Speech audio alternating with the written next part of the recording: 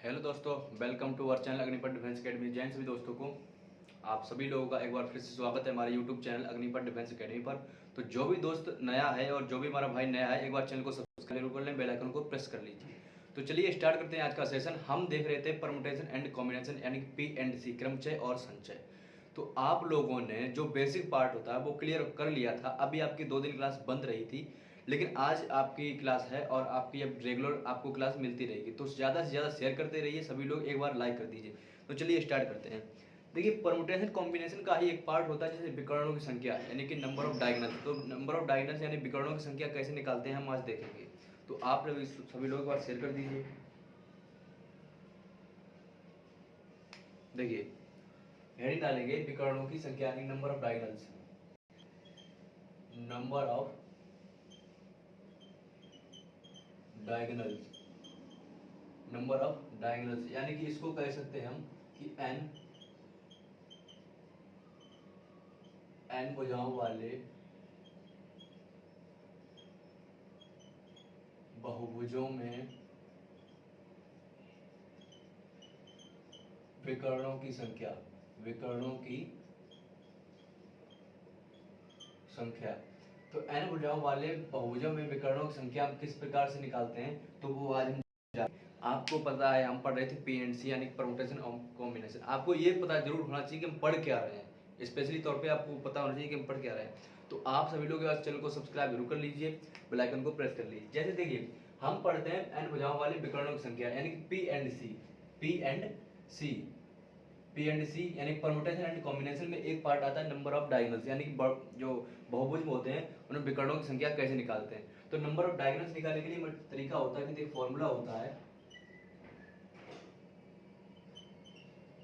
Diagonals is equal to, इसको हम लिख सकते हैं एन सी टू या फिर माइनस एन। इसको इस तरीके से निकालते हैं। और इसको अगर आप और ज़्यादा तरीके से समझना चाहें तो और एक फॉर्मूला होता है इसका N N minus three by two, N minus three by two. आपको ये ज़्यादा अच्छा लग रहा होगा, क्योंकि इससे क्या होता है कि ये फॉर्मूला लगाएंगे आपको कुछ अच्छा मतलब कि दिक्कत हो सकती है इससे। जो एन होते हैं हमारे, तो इसमें थोड़ा कैलकुलेशन ज़्यादा होती है, लेकिन इस वाले फॉर्मूले को लगाने से आपकी कैलकुलेशन थोड़ी कम हो जाती है। जैसे आपको कह दिया जाए कि अष्टभुज में विकर्णों की संख्या क्या होती है। जैसे मान लीजिए आपका क्वेश्चन आता है कि अष्टभुज में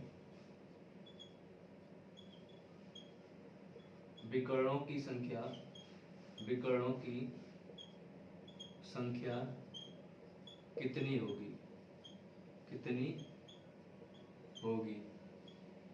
ये क्वेश्चन है कि अष्टभुज में विकर्णों की संख्या कितनी होगी। ठीक है, अष्टभुज क्या होगा, क्या होता है कि जिसकी भुजाएं 8 होती हैं, जिसकी भुजाएं 8 होती हैं, यानी कि n का मान होगा 8, n का मान होगा 8। और आपका जो फॉर्मूला होता है वो होता है n n minus three by two, N minus three by two. नहीं, अष्टभुज में विकर्णों की संख्या, तो अष्टभुज में जो भुजाएं होती है वो 8 होती हैं, वो 8 होती हैं। तो n की, यहाँ से आपको समझ में आ रहा है कि n का मान 8 होता है। 8 रखेंगे यानी कि 8, और 8 माइनस थ्री बाई टू यानी कि 8 इंटू 5 बाई टू। इससे काटेंगे 4, 4 गुणे 5 यानी कि 20। आपका आंसर होगा, आपका राइट आंसर होगा। नोट करिए इसको।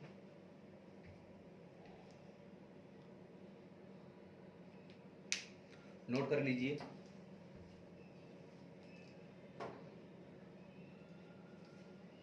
सभी लोग एक बार नोट कर लें।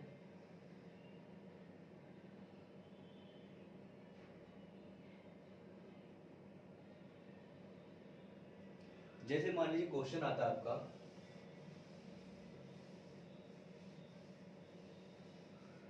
देखिए क्वेश्चन लिख रहे हैं। क्वेश्चन है कि किसी किसी बहुभुज में विकर्णों की संख्या 44 है, तो n का मान बताओ। ऑप्शन दिए जाते हैं, ऑप्शन ए, बी, सी और डी। 10, 11, 12, 13। ये क्वेश्चन है, इसको कैसे करेंगे देखिए। क्वेश्चन इसी तरीके से आते हैं, कुछ ज्यादा हार्ड क्वेश्चन नहीं आते, सिर्फ बात होती है समझने की और फॉर्मूले याद करने की। अगर आपको फॉर्मूला याद है तो आप चुटकियों में क्वेश्चन को कर पाएंगे। देखिए क्वेश्चन है हमारा कि जो हमारा देखिए किसी बहुभुज में विकर्णों का 44 दी है, यानी डायगोनल्स। बहुभुज में डायगोनल्स यानी विकर्ण, डायगोनल्स यानी विकर्ण बराबर 44 दिए गए हैं, डायगोनल्स 44 दिए गए। अब डायगोनल्स का फॉर्मूला क्या होता है, डी बराबर n minus 3 by 2, n minus 3 by 2। अब डायगोनल्स की संख्या 44 दी गई, तो 44 बराबर n, अब इसको अंदर गुणा भी कर सकते हैं, तो n स्क्वायर माइनस के 3n पान 2 से इधर मल्टीप्लाई, यानी कि 88 बराबर n स्क्वायर माइनस के 3n। अगर आप चाहें इसको सॉल्व भी कर सकते हैं, हम आपको सजेशन देंगे कि आप ऑप्शन से जाइए। हमने सोचा कि पहला ऑप्शन डालते हैं ए। अब ए ऑप्शन में डाला कि 10, तो 10 का स्क्वायर माइनस 30, तो 10 का स्क्वायर 100 माइनस 30 बराबर 70। अब 70 तो यहाँ नहीं आया नहीं, तो ये ऑप्शन गलत। हमने सोचा कि बी ऑप्शन डाल लें, बी ऑप्शन हमने डाला। बी ऑप्शन डालने के बाद 11 के स्क्वायर 121 माइनस और फिर 11 डाला, तो ये हो जाएगा इधर 11 3 33। अब 33, 11 में से 3 जाएगा तो 8, इधर बचेगा 11, 11 में से 3 जाएगा 8, यानी कि 88। अब 88 आ रहा, तो A option sorry B option आपका सही होगा। अब सी और डी ये आप गलत हो ही जाएंगे, क्योंकि ऑप्शन सही हो चुके हैं। ऑप्शन से भी जा सकते हैं, अगर आप चाहें इसको सॉल्व भी, एक क्वाड्रेटिक इक्वेशन द्विघात समीकरण बना है, इसको आप सॉल्व भी कर सकते हैं। तो इसको नोट कर लीजिए, समझिए।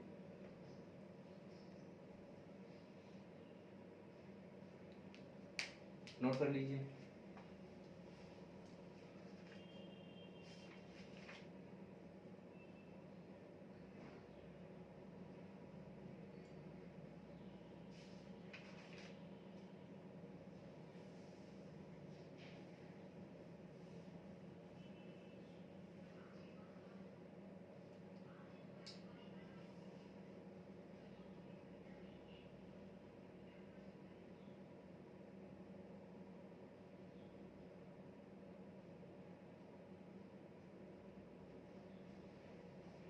चलिए अब देखते हैं वितरण यानी डिस्ट्रीब्यूशन। हेडिंग डाल लीजिए वितरण यानी कि डिस्ट्रीब्यूशन।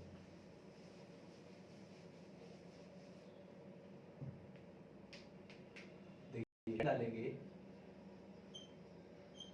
डिस्ट्रीब्यूशन, डिस्ट्रीब्यूशन यानी कि वितरण। अब हम देखेंगे डिस्ट्रीब्यूशन यानी कि वितरण। तो वितरण में क्या होता है, देखिए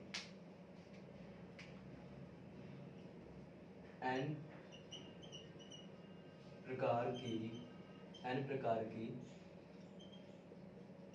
वस्तुओं को, n प्रकार की वस्तुओं को r व्यक्तियों में कितने प्रकार से, कितने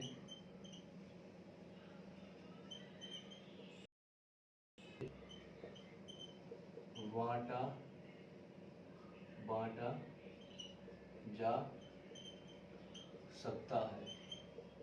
तो इसका फॉर्मूला होगा, डायरेक्ट याद रखेंगे, n plus R minus one, sorry R minus one C R minus one. इसको आप याद रखेंगे, इसको आप याद रखेंगे। देखिए आप फॉर्मूला याद रखिए, लेकिन हम आपको डायरेक्ट मेथड बताएंगे, उससे आप करिए, क्वेश्चन काफ़ी इजी हो जाता है और काफ़ी आप जल्दी भी कर पाएंगे। तो इसको नोट कर लीजिए एक बार। यानी n प्रकार की वस्तुओं को r व्यक्तियों में कितने प्रकार से, यानी किस प्रकार से बांट सकते हैं, किस प्रकार के। आपसे क्वेश्चन आएगा कि 10 वस्तुएं हैं, पांच व्यक्तियों में बांटनी है, तो इस तरीके से क्वेश्चन बनते हैं। क्वेश्चन अभी आपको हम लिखेंगे, आपको क्लियर हो जाएगा, पहले आप इसको नोट कर लीजिए।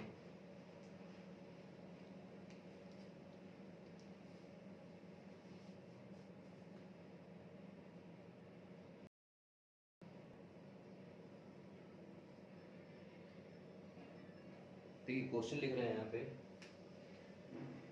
क्वेश्चन है हमारा 9 समान वस्तुओं को 3 बच्चों में कितने कितने प्रकार से बांट सकते हैं। यहाँ पे बांट सकते भी लिखा हो सकता है या फिर वितरित भी लिखा हो सकता है। वितरित कर सकते हैं, वितरित कर सकते हैं, इस तरीके से क्वेश्चन आता है। देखिए हमने इस क्वेश्चन को क्या किया, आप इस तरीके से भी कर सकते हैं, इस तरीके से भी, यानी कि 9, एन की वैल्यू आपकी 9 और आर की वैल्यू 3, यानी कि 9 3 12 और 12 में से 1 जाएगा तो 11 11 सी और यहाँ पे 2 हो जाएगा। यहाँ पे सॉल्व, इसको हम सॉल्व करना चाहें, यानी कि देखिए n समान वस्तुओं को, अभी 9 लिखा है लेकिन n समान वस्तुओं को r प्रकार के व्यक्तियों में कितने प्रकार से बांट सकते हैं, कितने प्रकार से बांट सकते हैं। हमने आपको फॉर्मूला बताया है कि n प्लस r माइनस 1 और c r माइनस 1।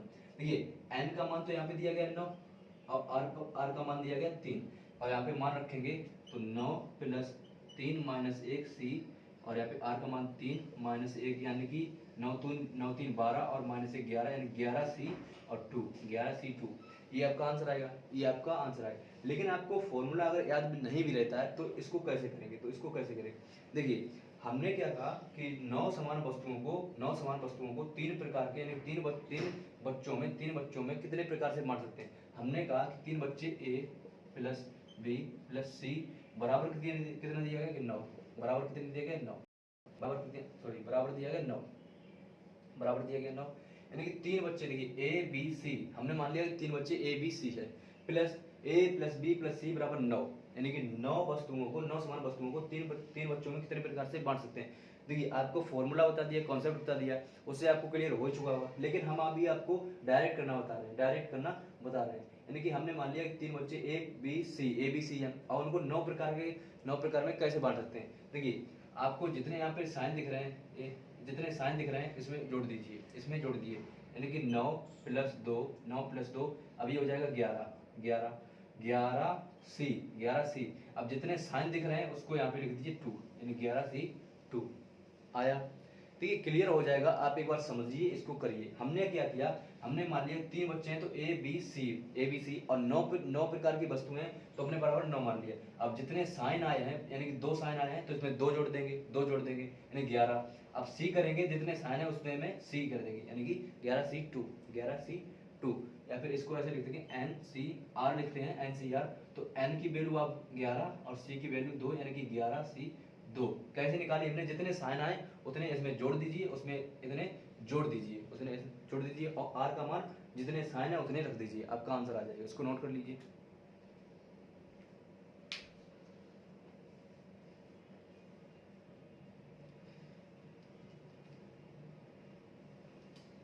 देखिए जैसे आपको क्वेश्चन दिया जाए,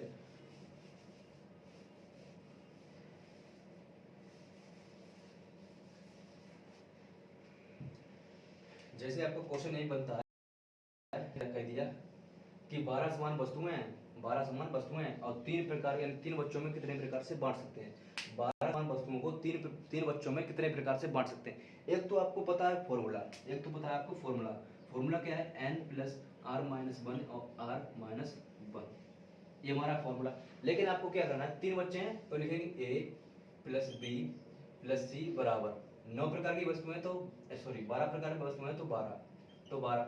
अभी आप देखेंगे यहाँ पे 2 साइन दिए गए, तो 2 साइन दिए गए तो इसमें 2 जोड़ेंगे तो आ जाएगा 14, जितने साइन है उतने यहाँ पे लिख देंगे, यानी कि 14 सी 2 आपका आंसर होगा। आप इससे भी कर सकते हैं, यहाँ पे n का मान कितना दिया गया 12 और r का मान कितना 3 प्लस के 3 माइनस 1 और r का मान 3 माइनस 1, यानी कि ये हो जाएगा 12 और 3 15 माइनस 1 यानी कि 14 और c, यानी इसमें से 3 में से 1 जाएगा यानी कि 2। देखिए 14 सी 2 आप डायरेक्ट भी कर सकते हैं। इसको हमने क्या किया, ए बी सी 3 बच्चों को मान लिया, बराबर 12 वस्तुएं दिए, जितने साइन दिए गए, यानी कि जितने साइन दिए गए उसको ऊपर जोड़ दीजिए और जितने साइन दिए गए उतने लिख दीजिए सी में, तो ये आपका डायरेक्ट आंसर होता है। इसको नोट करिए।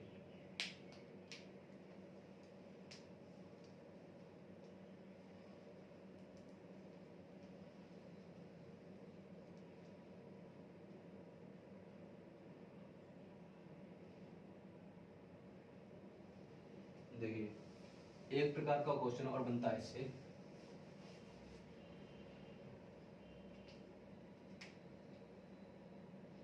देखिए क्वेश्चन क्या है, क्वेश्चन हमारा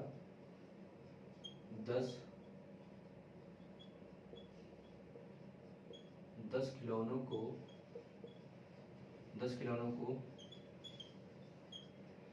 3 बच्चों में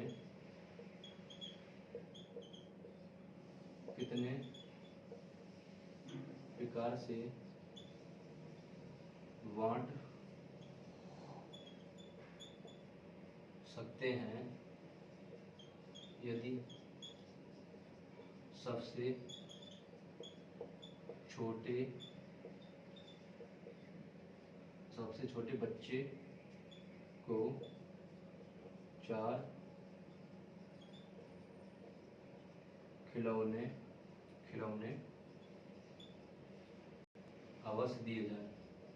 अवश्य दिए जाए। ये हमारा क्वेश्चन है। इसको कैसे करेंगे देखिए, क्वेश्चन में बोला गया कि 10 खिलौनों को 3 बच्चों में कितने प्रकार से बांटा जा सकता है यदि सबसे छोटे बच्चे को 4 खिलौने अवश्य दिए जाए। इसको कैसे करेंगे देखिए, हमने आपसे बोला है कि इसको आप फॉर्मूले से करेंगे, आप फंस सकते हैं, क्योंकि इसमें बोला गया कि सबसे छोटे बच्चे को 4 खिलौने अवश्य दिए जाएं। तो आप क्या करिए, हमने आपसे कहा था कि हम 3 बच्चे मानेंगे, a plus b plus c बराबर कितना दिया कि 10 खिलौने हैं, तो 10 लिखेंगे, 10 खिलौने 10 लिखेंगे। यानी अभी ये क्वेश्चन क्या बन गया कि देखिए 10 खिलौनों को 3 प्रकार के यानी 3 बच्चों में कितने प्रकार से बांट सकते हैं। जितने साइन दिए गए हैं इसमें जोड़ देंगे, यानी कि 10 2 12 सी, और जितने साइन है उसके लिए यानी 12 सी 2 इसका आंसर होगा। लेकिन इसमें बोला गया है कि यदि सबसे छोटे बच्चे को 4 खिलौने अवश्य दिए जाएं, सबसे छोटे बच्चे को 4 खिलौने अवश्य दिए जाएं। हमने कहा कि ये सबसे छोटा है, ये सबसे छोटा है, ये सबसे बड़ा है, ये सबसे बड़ा है, और ये मिडिल है, ये बीच का है। तो हमने कहा कि सबसे छोटे बच्चे को 4, इसका मतलब हमने इसको 4 दे दिए, इसको 4 दे दिए, प्लस b प्लस c बराबर 10। अब ये 4 इधर आएगा तो b प्लस c बराबर 10 माइनस 4, यानी कि b प्लस c बराबर 6। अब एक साइन है, तो यहाँ पे 6 प्लस 1 c, अब एक साइन है तो 1, यानी कि 7c1, यानी कि 7 इसका राइट आंसर होगा।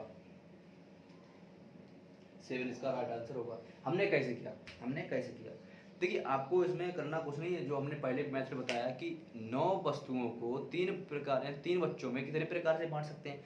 आपने कहा था कि हम फॉर्मूले से जाएंगे, हमने कहा आप एक मेथड और है उससे आप जाइए। हमने बोला आपसे कि a प्लस बी प्लस सी बराबर 9 करिए, साइन दिए गए हैं उसमें 9 में जोड़िए, अब c लिखेंगे, यानी कि NCR होता है, तो n की वैल्यू हो जाएगी, जितने साइन दिए गए उसमें जोड़ देंगे, और r की वैल्यू जितने साइन उतने होंगे।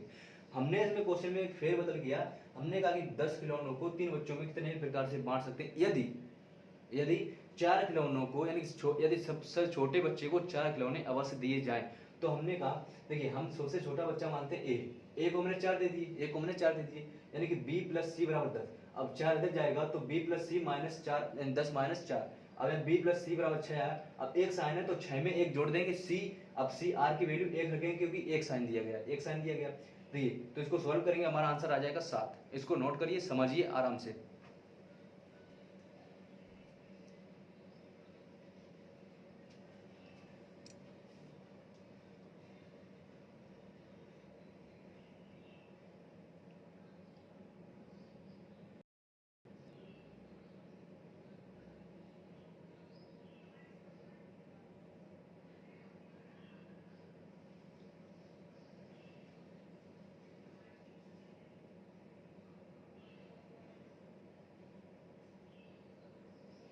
देखिए, यहीं पे क्वेश्चन दूसरा आता है।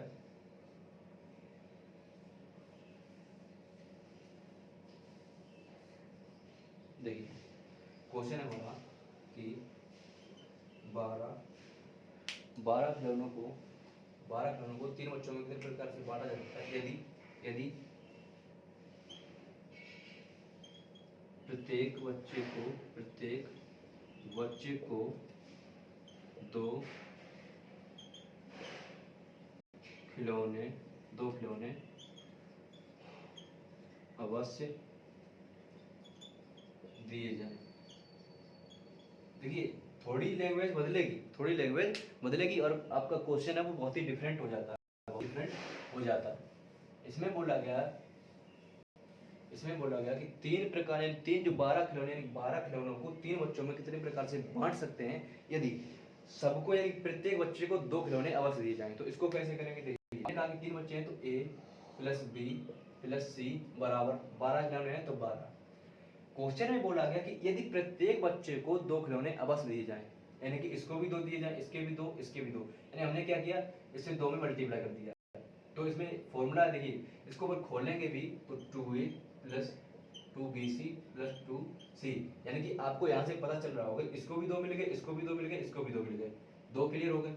अब 2 मिलने के बाद इससे क्या करेंगे देखिए, अब यहाँ से 2 मिल गए, यानी कि हमने क्वेश्चन में बोला है कि 12 खिलौनों को तीन प्रकार के यानी तीन बच्चों में कितने प्रकार से बांट सकते हैं यदि प्रत्येक बच्चे को 2 खिलौने अवश्य दिए जाएं। तो हमने क्या किया, a प्लस बी प्लस सी बराबर 12 किया। 2 से मल्टीप्लाई क्यों किया हमने, इसलिए किया कि बोला गया कि 2 खिलौने अवश्य दिए जाएं प्रत्येक बच्चे को, तो हमने 2 से कर दिया। अब यहाँ से आप क्या करेंगे, इससे आप काट भी सकते हैं, 2 6, तो आपका क्वेश्चन में गया a प्लस बी प्लस सी बराबर 6। हमने आपसे बोला कि जितने साइन उसमें इतने जोड़ देंगे, जितने साइन दिए गए उसमें 6 में जोड़ देंगे, जितने साइन उतने 6 में जोड़ देंगे, यानी कि साइन है 2 तो 6 में 2 जोड़ेंगे यानी कि 8। सी, अब सी यहाँ पे जो आर की वैल्यू है वो लिखेंगे जितने साइन दिए जाते हैं वो, यानी कि 2, यानी कि आपका आंसर आएगा 8C2, यानी कि सॉल्व करेंगे तो आ जाएगा 8 गुणे 7 बटे 2, यानी कि इसे काटेंगे 4 तो 8 7 चौक 28, तो आपका आंसर होगा 28, आपका आंसर होगा 28। मेथड आपको पसंद आया या नहीं कमेंट करके जरूर बताइए, और जो भी हमारे चैनल पर नया है एक बार चैनल को सब्सक्राइब जरूर कर लें, बेल आइकन प्रेस कर लें। चलिए आज के लिए इतना ही रखते हैं, जय हिंद।